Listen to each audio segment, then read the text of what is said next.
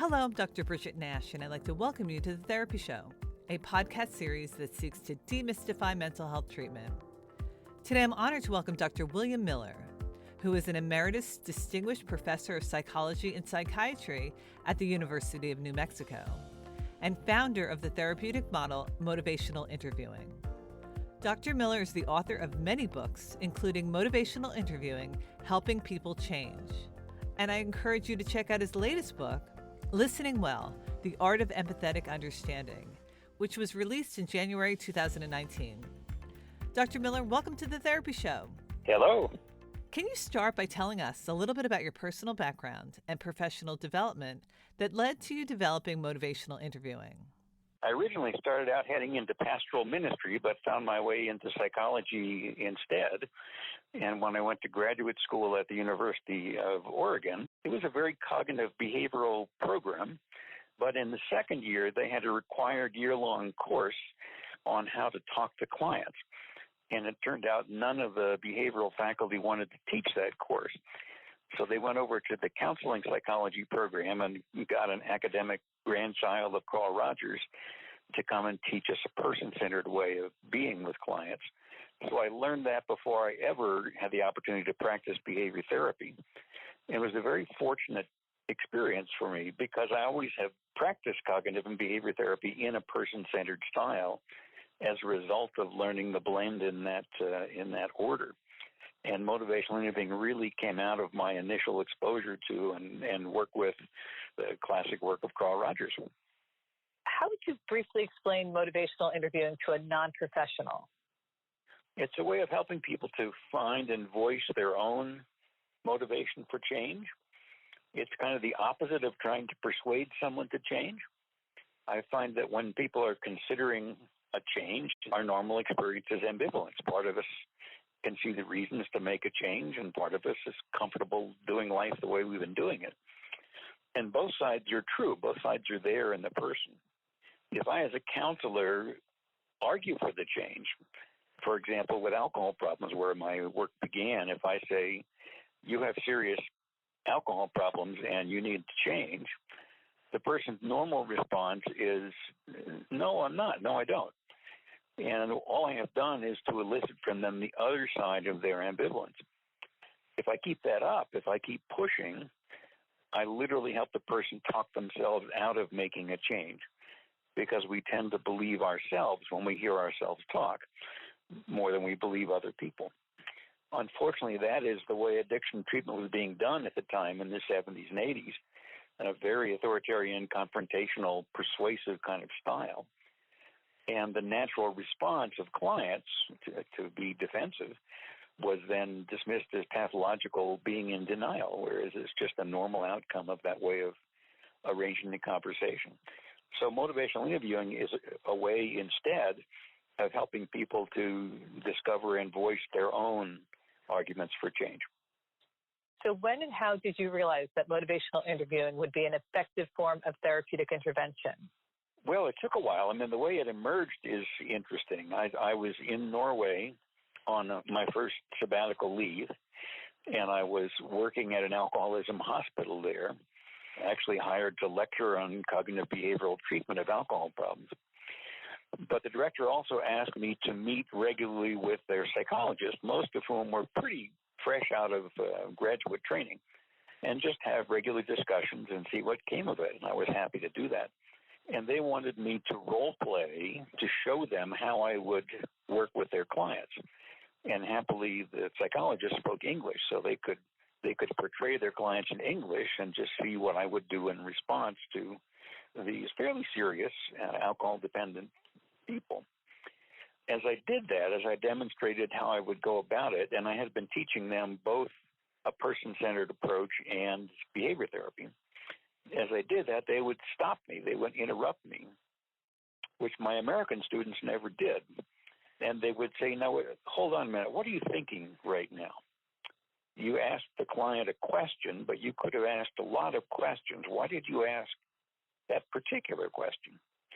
Or you reflected something the client said, as you've been showing us to reflect, but the client said a lot of things. Why did you reflect that particular thing? And they literally evoked from me this approach that I was not conscious of using, but I was doing, the essence of which is to arrange the conversation so that the client makes the arguments for change, and I'm not the person pushing for it. So together we kind of began to formulate what this is and how it works. I didn't go to Norway with any concept of anything like motivational interviewing, and that's a name that I assigned to this way of working with people because it's about the person's own motivation. And I like interviewing because interviewing is a power-neutral term. You might be an employer interviewing potential employees, in which case you're in the upper power seat. You might be a lowly college student interviewing a famous visitor, in which case you're in the lower power seat. But interviewing is just different from conversation. You have a different role from the person whom you're interviewing. So it just made sense as a name to try to describe what we were looking at. I had no idea if that was an effective approach at the time. To my surprise, one of my colleagues wanted to publish the article. I just wrote up a discussion of it, sent it around the colleagues to say, what do you think? And he said, I want to publish it. I said, I have no evidence at all that this works. We just kind of made it up here in Norway. But he said, I think it's a good paper. Let me publish it. And so he did. I thought that's the last I'd hear about it. And in fact, it wound up taking over my professional life. So who is motivational interviewing most effective for? And why would people choose motivational interviewing for an effective intervention? Well, if you're working with someone who is ambivalent about change, and that's the normal human situation about change, that's where it's particularly useful. If someone comes into your office, they've already made up their mind, they want to quit smoking or whatever it is. I know I want to do it, just tell me how. There, you usually proceed to just help them make the change if they're wanting to. But what I quickly discovered in addiction treatment and then more generally in practice is that most people coming in to seek help or encouraged through the door of someone to seek help really feel two ways about it. They're not sure they want to do this.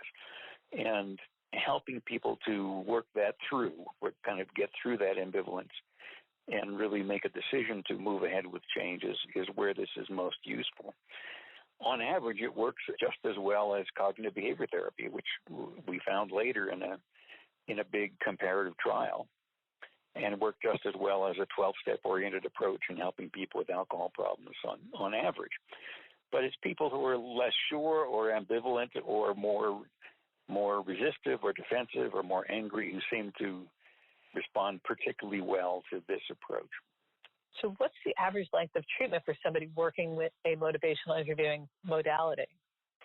1 or 2 sessions is the normal length of motivational interviewing itself. I had originally thought of this as a kind of preparation for treatment. And indeed, you can start with motivational interviewing and then transition into a cognitive behavioral approach or whatever else you do. Our surprise in some of the earliest studies was that people went ahead and made the change having had an interview of this kind without any additional help from us. And that kind of shocked me because I'd sort of been trained to think the longer you spend with me, the better you're going to get. But in fact, it seemed like once you help people get over the hump to make up their mind or resolve their ambivalence, they often have the resources to go ahead and do it. If they want additional help at that point, fine. I mean, we've got a whole panoply of evidence-based approaches for helping people to make changes in addictive behaviors or whatever problem they're bringing.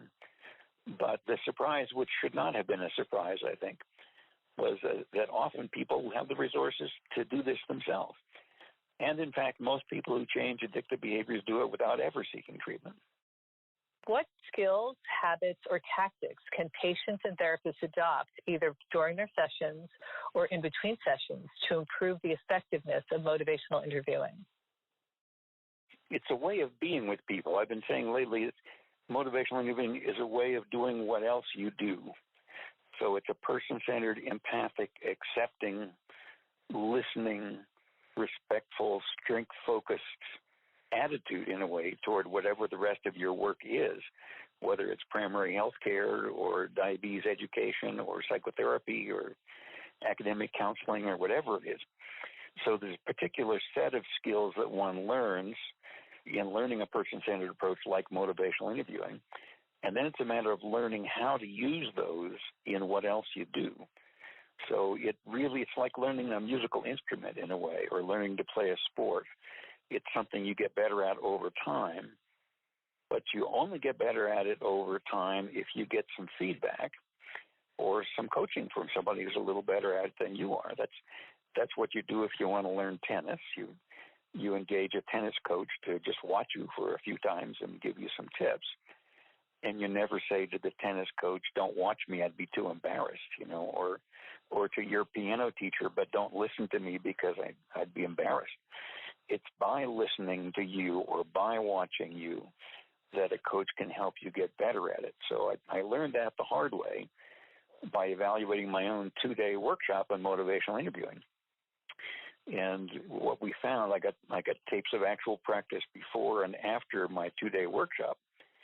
What I found was very little change in actual practice behavior and no change in the way clients were responding. However, people who had the workshop were now persuaded they had learned this and were doing it in practice, even though there is very little evidence on their tapes that I had even been there. So that taught me something, that a workshop is not enough. I don't know why I ever thought it would be, but just sitting and listening and practicing a little bit in a workshop is probably not going to change your practice behavior. So then the question became, well, what does it take to help people learn this? And it turns out it's feedback and coaching, that if you can get it, doesn't even take a great deal of it. I think we had in our first trial on average 6 half-hour coaching sessions on the telephone, but it made a huge difference in the proficiency of people after the workshop.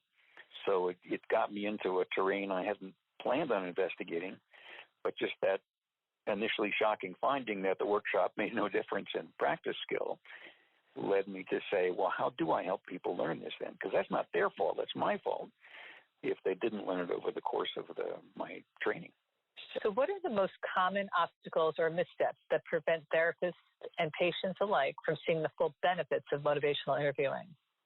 The expert role, the idea that we have the answers for people, and that kind of gets trained into you in graduate training where you're supposed to have the answers all the time. But it's the idea that I'm the expert here, and if I ask you enough questions, and if I collect enough information from you, then I will have the answer for you. And that turns out not to be true very often when what you're talking about is lifestyle change or behavior change. And the person who knows the most about how to do that in their own life is the client. And nobody has more experience with them than they do. So it's kind of letting go of the somewhat unhumble way of thinking that I'm a dispenser of expert knowledge and wisdom and insight and skills and so forth, to let go of the message, I have what you need and I'm going to give it to you, and instead approach practice with the thought of you have what you need and together we're going to find it. So it's a sharing of expertise. So I think that's the first obstacle that occurs to me. It's really an attitude. It's really how you think about what you're doing. And Carl Rogers was all over that. He talked about a therapeutic attitude as such a big determinant of outcome. Getting skillful at reflective listening is a fundamental skill without which you really can't do motivational interviewing. And it's something that looks easy, or people who are good at it can make it look easy. But when you actually begin to try to practice reflective listening, you discover it's not as easy as it looks. And it, again, is something that you can get more skillful at over time with practice. That when someone comes to us already pretty good at Rogerian accurate empathy, the skill that Rogers called accurate empathy, learning the rest of motivational interviewing is relatively easy.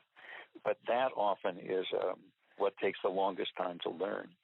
When I had to hire a bunch of therapists to do motivational interviewing in a clinical trial, I pre-screened them for the ability to do reflective listening, because I knew if I had to teach them that and motivational interviewing, I wasn't going to have time.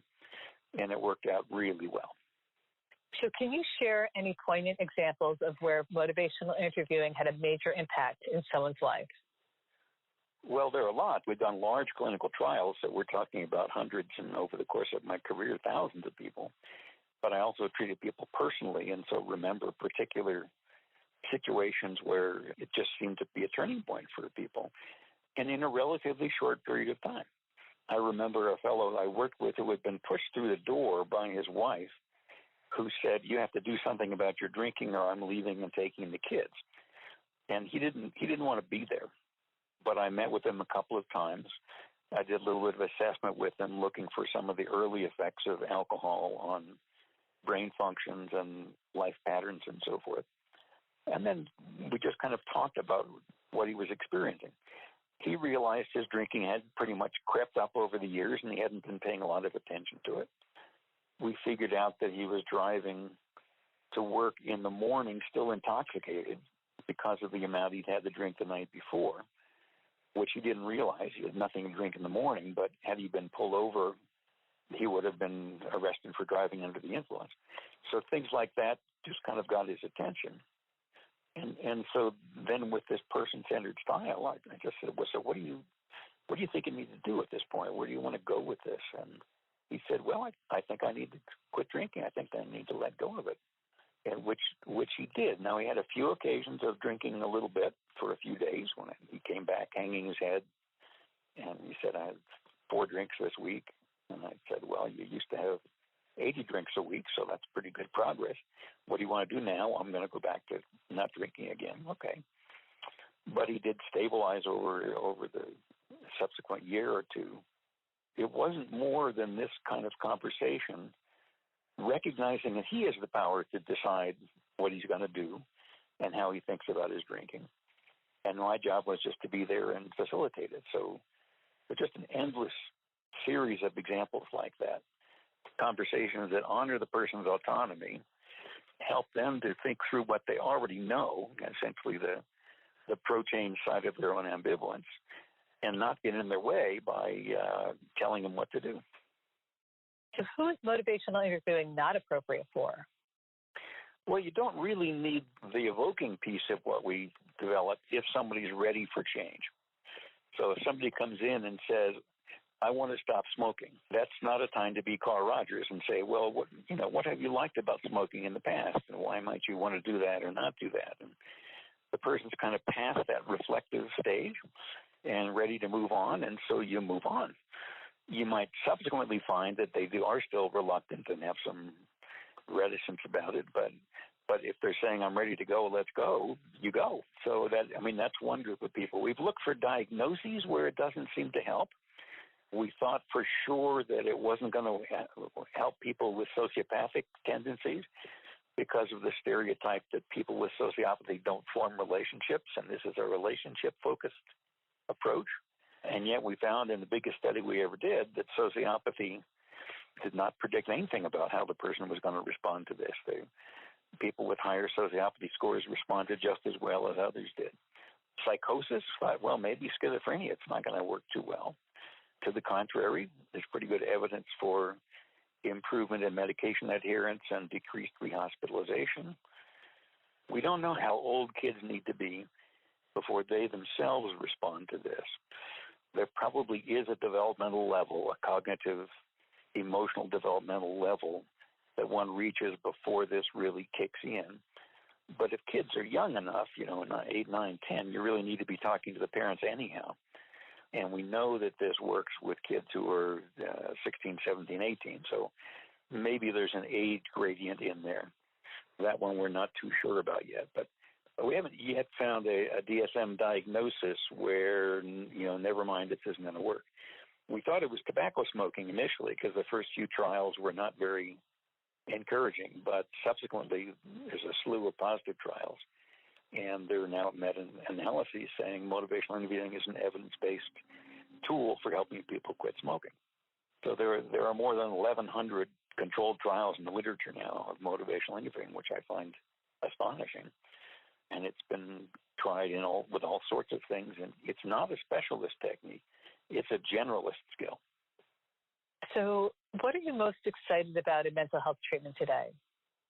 10 years ago, I would have said the movement toward evidence-based treatment, the kind of increasing expectation that treatments that are being provided by counselors and psychotherapists be methods that have a good scientific basis. That's what we expect of our healthcare providers more generally.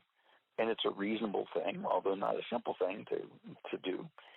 So more and more states and third-party payers are beginning to require that people at least say they're using evidence-based treatment. But there's the rub, that knowing whether people really are requires that you audit, listen to sessions, and know what's going on. It's pretty hard to tell from case notes.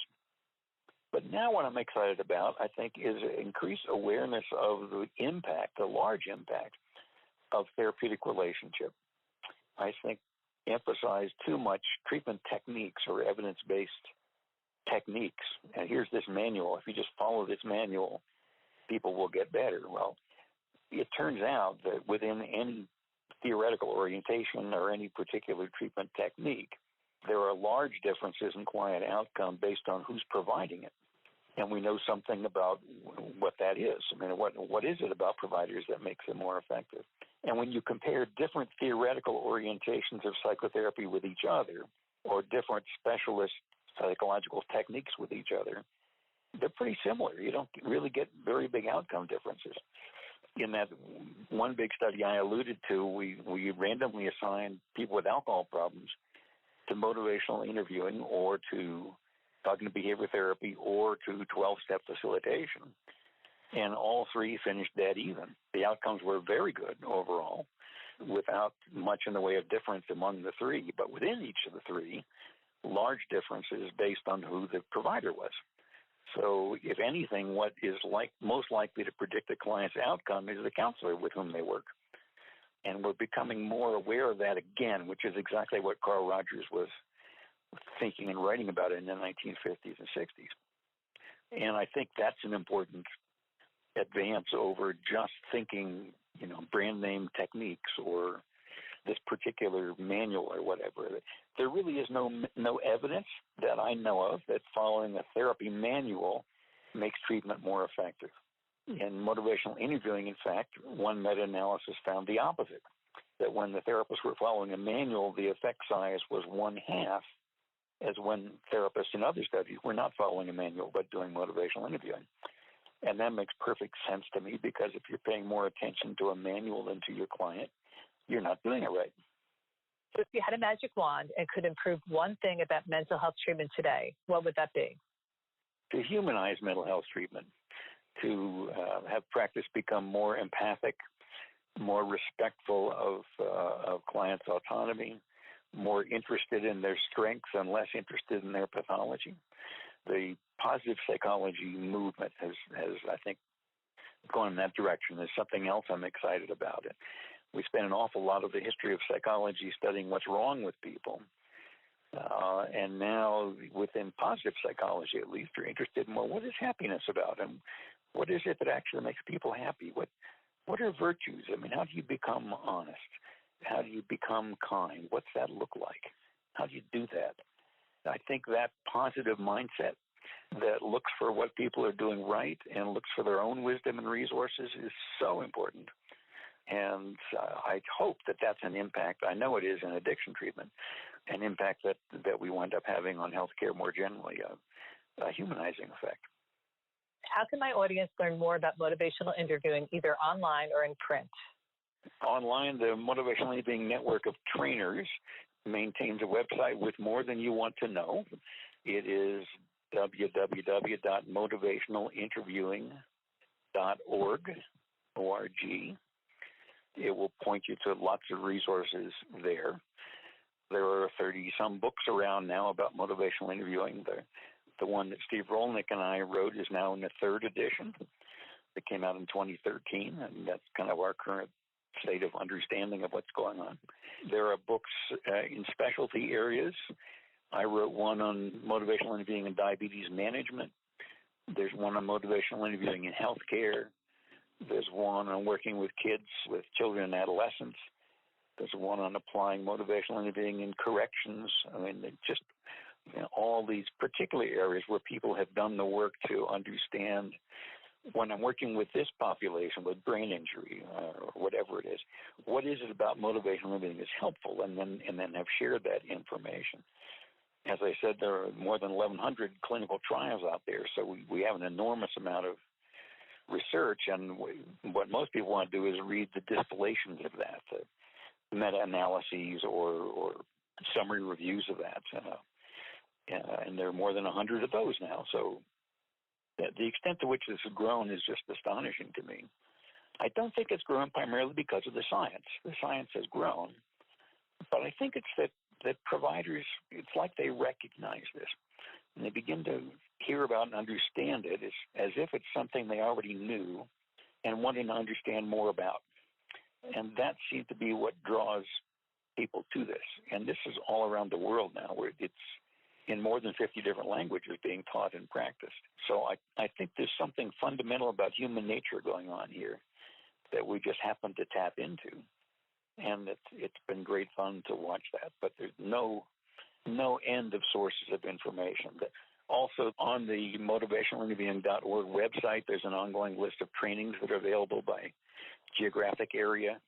There's lots and lots of those, introductory and advanced and trainer level. I know that just reading about it doesn't usually change practice behavior. I learned that just going to a workshop doesn't change practice behavior, although you might have the illusion that it does, and that usually it takes some practice with someone looking over your shoulder and making gentle suggestions, just as is the case when you learn a musical instrument or a sport. Dr. Miller, on behalf of myself, my listeners, and all of the people that you've helped through your work, I want to thank you for your contributions to mental health treatment and for taking the time out of your busy schedule to help me and my audience better understand the field of motivational interviewing. You're most welcome. Be sure to check out my website, therapyshow.com, which has many resources about mental health. There you will also find how to submit questions, stories, or insights you have about the mental health system, or suggestions about who else I can interview and how I can improve the show. I'd like to close by reminding our listeners to please subscribe, share, and review this podcast so you, someone you love, and people around the world can gain more benefit from therapy. There is no need to suffer in silence. Get the help that you need to create the life that you want.